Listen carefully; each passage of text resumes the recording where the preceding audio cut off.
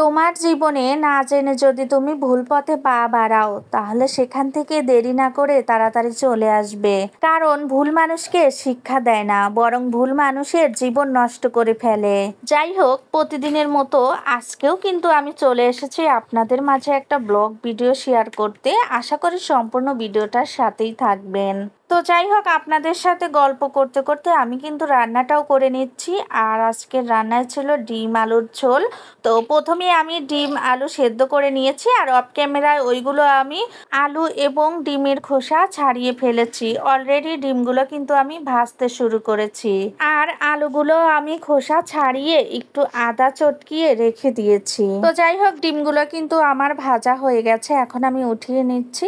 এখন কিছু পরিমাণ মতো মশলা দিয়ে আগে থেকে চটকে রাখা আলুগুলো আমি দিয়ে দেব। তো আলুগুলো কষিয়ে তারপরে পরিমাণ মতো ঝোলের পানি দিয়ে দেব।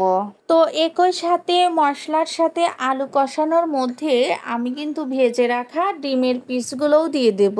যাই হোক, আমি কিন্তু মাংস যেভাবে রান্না করি সেমভাবে ডিমও রান্না করে থাকি। আজকে আমি মেয়েকে নিয়ে ভয়েস দিচ্ছি, ও আসলে ঘুমায়নি, আমার কাছেই আছে।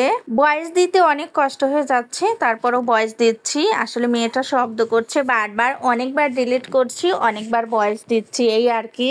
সমাজে কিছু কিছু মানুষ না জেনেই ভুল পথে পা বাড়ায়, তবে জানার পরে কিন্তু সেই পথ থেকে চলে আসাই উত্তম। কারণ কি জানেন, ভুল মানুষকে কখনোই সঠিক পথ দেখায় না, কখনোই মানুষের মতো মানুষ করে গড়ে তোলে না, বরং ভুল মানুষকে একদম শেষ করে ফেলে, একদম তার জীবন নষ্ট করে ফেলে।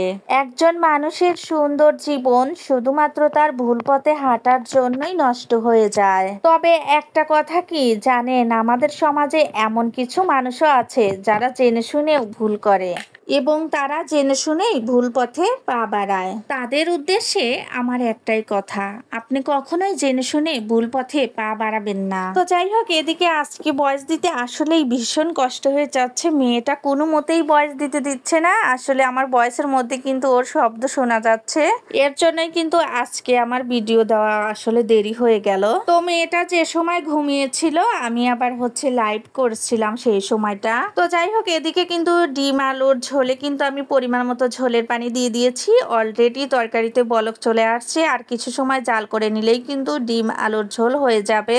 ডিম দিয়ে আলু রান্না কিন্তু অনেকেই অনেকভাবেই করে, তো আমিও অনেকভাবেই করি। আজকে কিন্তু আমি আলু সেদ্ধ করে তারপরে এভাবে ডিম রান্না করে নিলাম। এভাবে আলু সেদ্ধ করে ডিম কে কে রান্না করেন অবশ্যই কমেন্টের মাধ্যমে জানাবেন। পরিশেষে একটা কথাই বলতে চাই, ভুল মানুষকে শিক্ষা দেয় না, বরঞ্চ ভুল মানুষকে নষ্ট করে ফেলে।